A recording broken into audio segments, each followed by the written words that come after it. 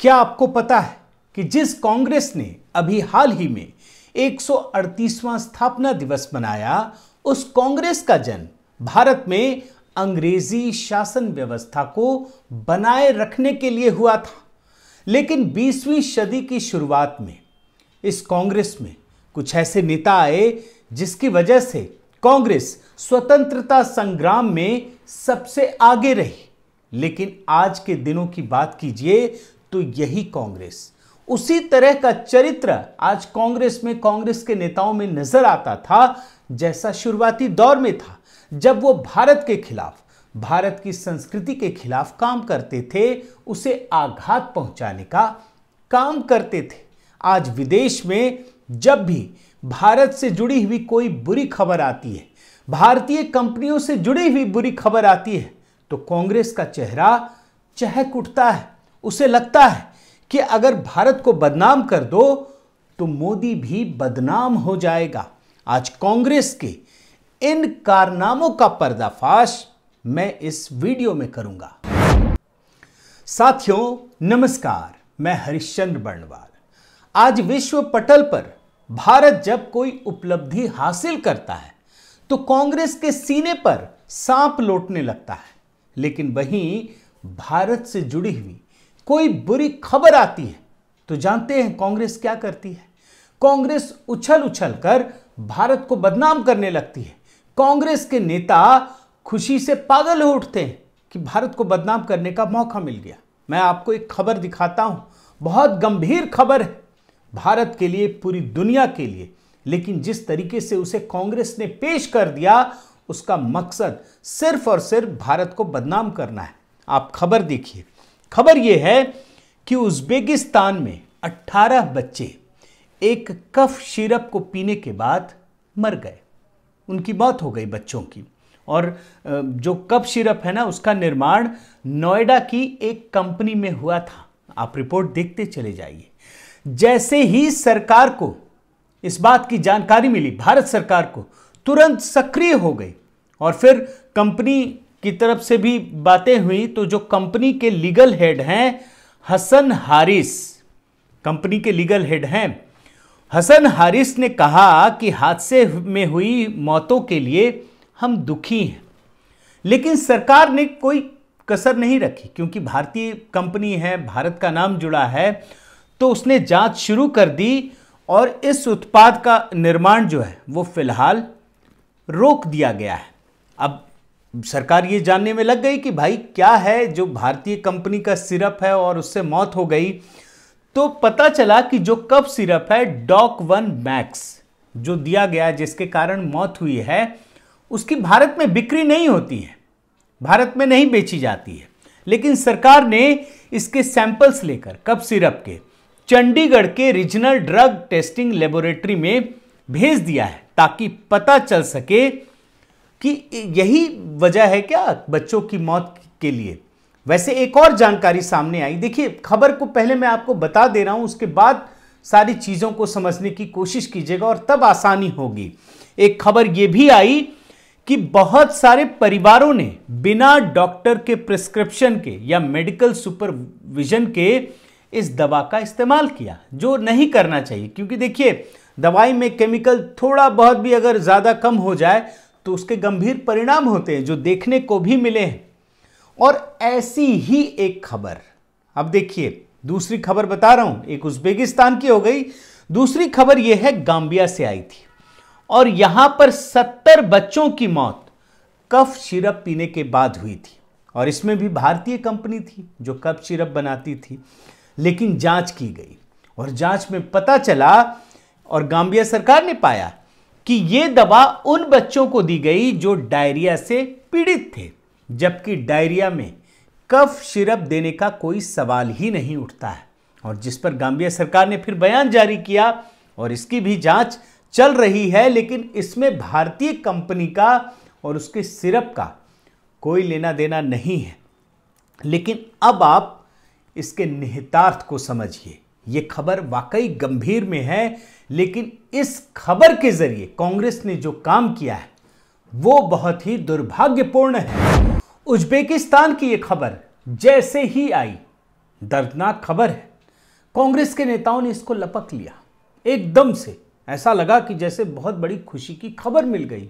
और देखिए, जो कांग्रेस के दिग्गज नेता हैं, भारत जोड़ो यात्रा जो राहुल गांधी की चल रही है, उसके सूत्रधार जयराम रमेश ने उज्बेकिस्तान में हुई बच्चों की मौत और गाम्बिया में हुई बच्चों की मौत को एक साथ जोड़कर प्रधानमंत्री मोदी पर निशाना साध दिया।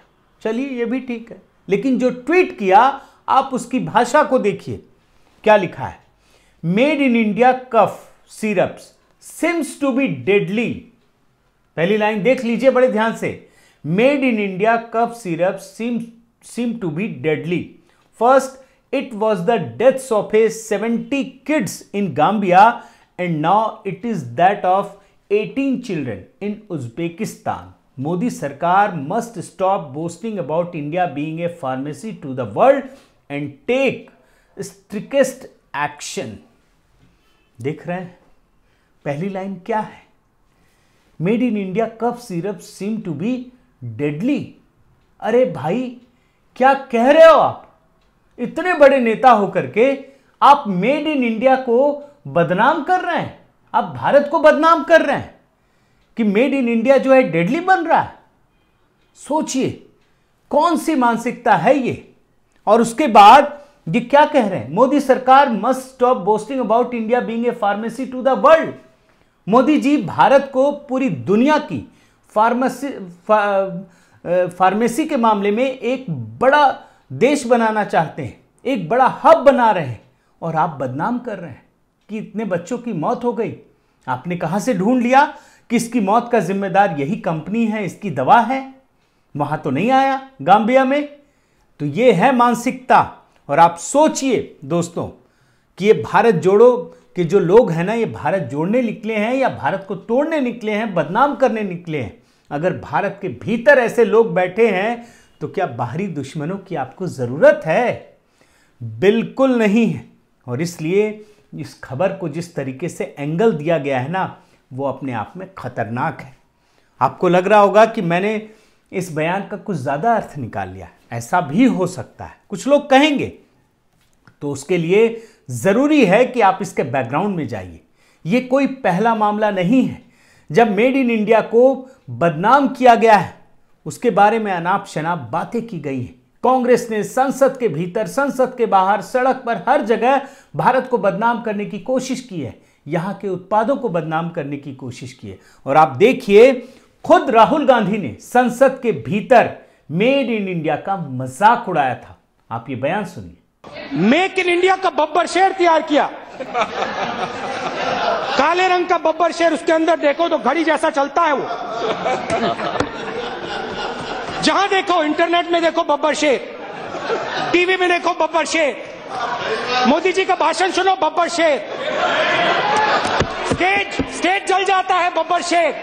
देख रहे हैं ना क्या कह रहे हैं राहुल गांधी? ये मजाक उड़ा रहे हैं। ये कोई तथ्यों पर आधारित बातचीत नहीं है। ये सिर्फ ये है कि आपको मोदी को बदनाम करना है तो आप मेड इन इंडिया को बदनाम कर दो। ये है इनकी सोच समझ। और आप याद रखिए कि जब आप मेड इन इंडिया का बदनाम कर रहे हैं तो ये तो भले ही सोच रहे हो कि हम मोदी जी को बदनाम कर रहे हैं, लेकिन हकीकत ये है कि आप भारत के उन तमाम भारतवंशियों को बदनाम कर रहे हैं जो विदेश में बसते हैं। भारत की उन कंपनियों को बदनाम कर रहे हैं जो दूसरे देशों के साथ व्यापार करते हैं। आप उन सभी लोगों के मुंह पर कालिख पोत रहे हैं जो भारत के बाहर विदेशों में रहते हैं। आप भारत की ब्रांड वैल्यू को भी गिराने में लगे हुए हैं। अब जब मेड इन इंडिया से जुड़ी हुई इतनी सारी बातें आपके साथ रखी हैं, कुछ विचार भी मैंने रखे हैं, तो जरूरी है कि आपको कुछ तथ्य भी बताऊं कि ये सारी बातें सिर्फ हवा में नहीं है। अब आप सोचिए, कोरोना महामारी के समय जब made in India vaccine Bharat में तैयार हो रही थी तो लगभग ये पूर्ण हो चुका था, वैक्सीन आने ही वाली थी। लेकिन उससे एक आध हफ्ते पहले, कुछ समय पहले, चीन ने अपनी वैक्सीन उतार दी। तो राहुल गांधी ने क्या किया था आपको याद है? मेड इन इंडिया को बदनाम करने के लिए राहुल गांधी ने प्रधानमंत्री मोदी से सवाल पूछा, सवाल दागना शुरू कर दिया कि भारत की वैक्सीन कब आएगी। ऐसा माहौल बना दिया कि मतलब लगता था ना कि कांग्रेसियों के ज़माने में सारी वैक्सीन पहले यहीं बनती थी, जबकि सच्चाई है कि कोरोना के मामले में पहली बार भारत ने इस लेवल पर पूरी दुनिया को टक्कर देते हुए वैक्सीन बनाई। और जब भारत ने वैक्सीन बनाने की तैयारी पूरी कर ली तो उसके बाद क्या हुआ? कांग्रेस के नेता मनीष तिवारी ने सवाल उठा दिया, ये पूछा कि ये वैक्सीन कितना असर करेगी। किसी को नहीं पता, इलाज होगा भी या नहीं होगा ये भी नहीं पता, मतलब संदेह पैदा करना शुरू कर दिया। आप देखिए, और इतना ही नहीं, भारत के वैक्सीन निर्माण के तरीके पर भी सवाल उठाए गए। और ये सब कुछ भारत के लिए नहीं हो रहा था, पूरी दुनिया में भारत को बदनाम करने के लिए हो रहा था। और कांग्रेस के एक नेता है दोस्तों, राशिद अल्वी, आप देखिए, उन्होंने तो वैक्सीन पर देश के अंदर कोहराम खड़ा करने के लिए कहा कि यदि प्रधानमंत्री मोदी को भारत की वैक्सीन पर भरोसा है तो वो सबसे पहले वैक्सीन लगाकर पूरे देश को दिखाएं। आप देखिए कैसे भ्रम पैदा करने की कोशिश की। मैं दूसरे दलों की तो बात ही नहीं कर रहा। अब जब कांग्रेस के इतने कारनामे सामने आ चुके हैं भारत को बदनाम करने के, और चीन की तो तारीफ करते हैं ये लोग, ये भी आपको दिखाया, तो ये तो सवाल पूछना चाहिए ना कि आप चीन की वैक्सीन की तारीफ करते हुए भारत को बदनाम करते थे, तो आज तो चीन की ये वैक्सीन पूरी तरह से फेल हो चुकी है और चीन में कोरोना महामारी तो बुरी तबाही मचा रहा है, बुरा दौर चल रहा है। तो सवाल क्यों नहीं पूछते हैं, क्यों नहीं तारीफ करते हैं? आपके मुंह से तो दो शब्द तक नहीं निकलते कि अपने वैज्ञानिकों के लिए तारीफ कर दें। अरे मोदी जी छोड़ो, कम से कम देश के जो लाखों करोड़ों लोगों ने मेहनत की उसकी तो तारीफ करो, कोरोना वॉरियर्स की। लेकिन करेंगे नहीं, क्योंकि इनकी सबसे बड़ी गलतफहमी यह है कि इन्होंने मोदी का मतलब पूरा भारत मान लिया है। ये मोदी का मतलब पूरा सनातन धर्म मान लिया इन लोगों ने, ये है इनकी सोच। और याद रखिए कि कांग्रेस जहां एक तरफ इन दवाइयों के मामलों में भारत के सम्मान को चोट पहुंचा रही है, वहीं दूसरी तरफ भारतीय सेना के पराक्रम और शौर्य पर भी सवाल खड़े कर रही है और यह बता रही है कि चीन के सामने भारत की सेना की क्या हस्ती, कमजोर बताती है। आप देखिए report, government doesn't have strategy in China. और आपने तो वो बयान सुना होगा ना कि खूब पिटाई हुई है भारतीय सैनिकों की, विजुअल तो कुछ और दिखा रहे थे। लेकिन चूंकि इनको बदनाम करना है तो क्या करेंगे। और याद रखिए, हर बार कांग्रेस सेना को डराने का काम करती है। यह भी बयान आपने सुना होगा कि चीन और पाकिस्तान मिलकर भारत की सेना पर हमला करेंगे। गजब फिलॉसफी है राहुल गांधी की। लेकिन आप चाहे तो कुछ भी बोलिए, लेकिन जब आप भारत को बदनाम करते हैं, भारत की कंपनियों को बदनाम करते हैं, भारत के लोगों को बदनाम करते हैं, भारत की सेना को बदनाम करते हैं, भारत की दवाइयों को बदनाम करते हैं, तो इस देश के एक एक नागरिक को तकलीफ जरूर होगी। साथियों, किसी भी शख्स की शारीरिक शक्ति से ज्यादा उसका बड़ा मनोबल होता है, वही ज्यादा ताकतवर होता है। और इसीलिए कहा जाता है कि अगर किसी व्यक्ति को, समाज को, देश को कमजोर करना है तो उसका मनोबल तोड़ दो। और कांग्रेस की परेशानी क्या है, उसने मोदी का मतलब पूरा भारत मान लिया है, यही समझ लिया है। और एक परेशानी और है, आप समझ लीजिए, भारत की सनातन संस्कृति जिसका पराक्रम, शौर्य और आत्मनिर्भरता का जो गुण है, जिसकी पूरी दुनिया कायल है, लेकिन कांग्रेस की सोच यह है कि वो भारत की संस्कृति को पश्चिमी ढांचे से देखता है, पश्चिमी नजर से देखता है, जिसमें यह सिद्धांत होता है कि पहले भारत को कमजोर मान लो और उसके बाद फिर उसकी तरक्की के रास्ते बनाओ। लेकिन रास्ते बनाओगे कैसे? जब आप दूसरों के चश्मे से देखोगे तो भारत तो कमजोर ही नजर आएगा ना। और ये कांग्रेस की सबसे बड़ी परेशानी है और इसी वजह से वो यहाँ की मिट्टी की ताकत और इंसान की जो आत्मिक शक्ति है ना, उसको पहचान नहीं पा रही है।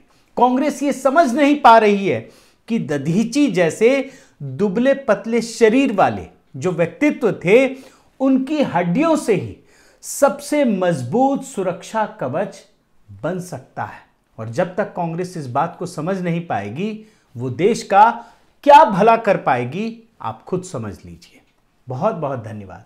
आपसे निवेदन है साथियों कि आप मेरे इस चैनल को जरूर सब्सक्राइब कीजिए, लाइक कीजिए, शेयर कीजिए, कमेंट कीजिए और इस बेल आइकन को प्रेस करना मत भूलिएगा। नमस्कार।